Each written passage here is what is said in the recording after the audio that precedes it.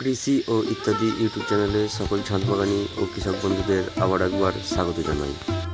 বন্ধুরা, আজ আমি আপনাদের সঙ্গে একটা ইম্পর্টেন্ট তথ্য শেয়ার করতে চলেছি, তাই ভিডিওটি স্কিপ না করে সম্পূর্ণ অবশ্যই দেখবেন। বিশেষ করে যারা ছাদ বাগানি বন্ধু আছেন তারা অবশ্যই দেখবেন ভিডিওটি, এবং কৃষি বিষয়ক এমন তথ্য পাওয়ার জন্য চ্যানেলটি সাবস্ক্রাইব করে পাশে থাকবেন।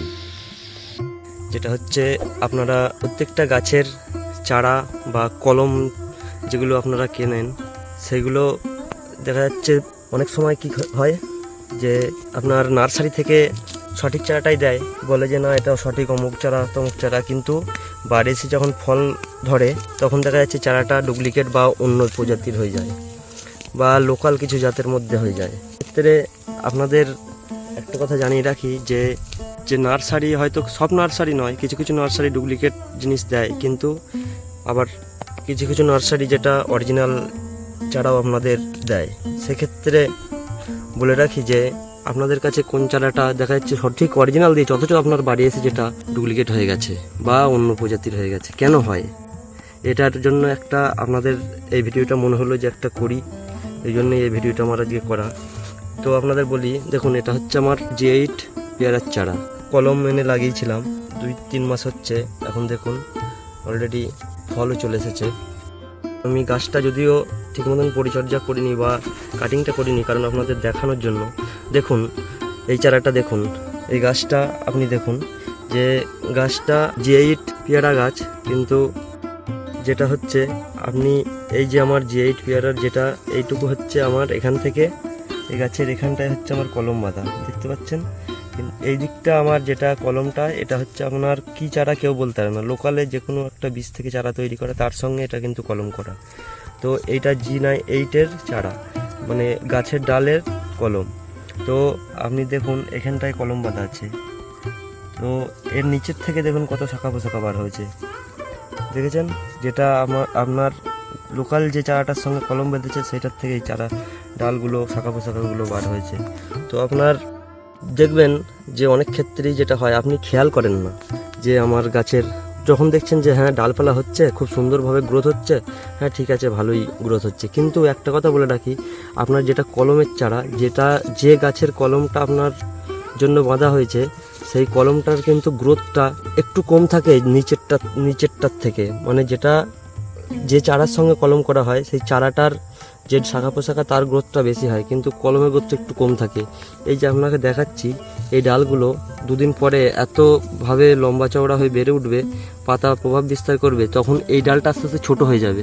ছোটো হয়ে যাবে বলতে এই ডালটার জোরটা কমে যাবে, সব যা সার আপনি যা খাদ্য খাবার দিয়েছেন সব এইগুলোতে টেনে নেবে, এর জোরটা, এর পাওয়ারটা একটু বেশি টেনে নেবে, তখন এই ডালগুলো আপনার আর অতটা বাড়তে পারবে না। সেই কারণেই এইগুলো যখন বাড়বে আর এইগুলো তখন আস্তে আস্তে নিচে নেমে আসবে, আর এই যেগুলো ডুপ্লিকেট বা নিচের চারার সঙ্গে যেটা লেগে আছে এই ডালগুলো বড় হয়ে যাবে, তখন আস্তে আস্তে যখন এইগুলো বড় শাখা পোশাখায় পরিণত হবে, তখন এইটাকে আপনি আর খুঁজে পাবেন না।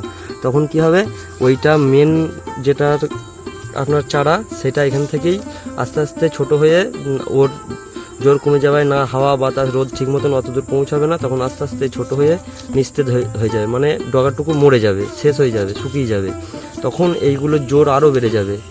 তখন তারপরে যখন 1 বছর পর বা 6 মাস 8 মাস পরে আপনার যখন গাছে ফুল ফল আসবে, তখন দেখবেন যখন ফলটা হবে, তখন দেখবেন আপনি লোকাল কোনো পেয়ারা ছোট ছোট চারা এই ফল, বা অন্য কোনো যে কোনো একটা অন্য জাতের হতে পারে, সেটা ভালো জাত হলেও হতে পারে, সেটা আমি বলতে পারছি না, কিন্তু যেটা আপনি নিয়ে এসেছেন, ধরুন আমি G8 নিয়ে এসেছি, সেখানে G8-এর জায়গায় অন্য কিছু হয়ে গেল বা লোকাল কোনো পেয়ারার জাত হয়ে গেল, সেই ক্ষেত্রে আপনাকে যেটা বলবো, অবশ্যই এইটা খেয়াল রাখবেন, এই যেখানে কলম বাঁধা আছে এইখানটা থেকে এই নিচের যেগুলো চারার ডাল আছে সেই ডালগুলো অবশ্যই সম্পূর্ণ কেটে দেবেন, এগুলো পুরো গোড়া থেকে কেটে দেবেন, আর যদি সম্ভব হয় একটুখানি করে যেখানটা থেকে কাটবেন একটুখানি করে ফাঙ্গিসাইডের পেস্ট এখানে লাগিয়ে দেবেন, যাতে কোনো ফাঙ্গাসের আক্রমণ না হতে হয়। আর বিশেষ করে দেওয়া খুবই প্রয়োজন, কারণ এই সময় বর্ষাতে আরও বেশি ফাঙ্গাসের আক্রমণ হয়, তাই ওখানে অবশ্যই ফাঙ্গাসের স্প্রে দেবেন। আর এই ডালগুলো কেটে দেবেন। দেখুন ডালগুলো কেটে দেওয়ার পর আমার গাছটা কি পরিস্থিতিতে দাঁড়ালো, জাস্ট এইটুকু দাঁড়ালো, আর এইগুলো সব আমি কেটে ফেলে দিলাম, এগুলো সব নিচের ছিল, এগুলো কেটে ফেলে দিলাম। ধারালো ব্লেড বা কাটারের সাহায্যে আপনি ওটাকে সুস্থভাবে কেটে দেবেন, যাতে মূল গাছের যেন ক্ষতি বা আঘাত না হয়। আর একটা জিনিস আপনাদের বলে রাখি, তার সঙ্গে সঙ্গে অবশ্যই যেটা করবেন, আপনাকে অবশ্যই করতে হবে, এই যে যেখানটা থেকে কলম বাঁধা ছিল এই প্লাস্টিকটা অবশ্যই আপনাকে খুলে দিতে হবে। কখন খুলবেন? দেখবেন যখন আপনাদের বলে রাখি যে 10 দিন, 15 দিন, 20 দিন এইভাবে আপনি বুঝতে পারবেন না। যেটা আপনাদের বলে রাখি যে দেখবেন যখন একটু এই ক্যারিটা বা এই প্লাস্টিকটা আপনার গাছের সঙ্গে একটু সেঁটে গেছে বা যেখানটায় বাঁধা আছে তার পাশ দিয়ে হালকা ফুলে ফুলে উঠেছে, তখন জানবেন যে এইটাকে কেটে দেওয়া বা খুলে দেওয়া বাঞ্ছনীয়। কারণ তখন আপনার নিচের কাণ্ডের সঙ্গে ওপরের কলমের জোরটা ভালোভাবে লেগে গেছে, সেই সময় এইটা খুলে দেবেন।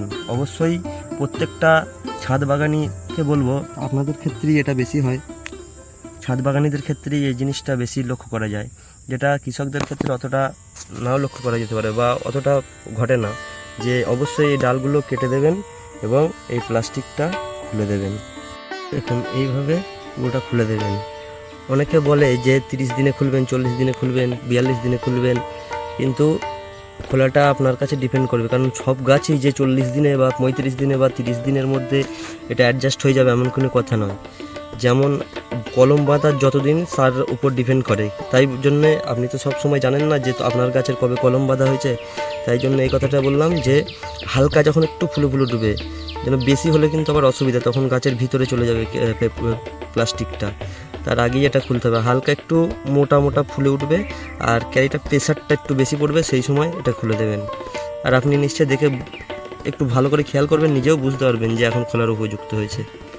দেখুন আরেকটা গাছ দেখুন, যেটা এইটা হচ্ছে আমার মূল ডগা বা মূল শাখা, তার সঙ্গে এটা দেখুন এটা কেমন তাড়াতাড়ি বেড়ে উঠছে, দেখছেন? আস্তে আস্তে ওকে নিচে নামিয়ে দিয়ে ও নিজের মতন উঠে পড়বে, তখন ওই একই পরিস্থিতি তৈরি হবে। দেখুন এইভাবে কেটে দেবেন, আমি যেমন এটা কেটে দিলাম। দেখে আপনার মায়া লাগবে যে এত সুন্দর ডালটা ডগাটা কেটে দিলাম, কিন্তু না কাটলে এখন আর হবে না, কাটতেই হবে। বন্ধুরা, ভিডিওটি আজকের মতো এই পর্যন্তই। যদি ভিডিওটি ভালো লেগে থাকে অবশ্যই একটা লাইক দেবেন এবং চ্যানেলটি সাবস্ক্রাইব করে পাশে থাকবেন।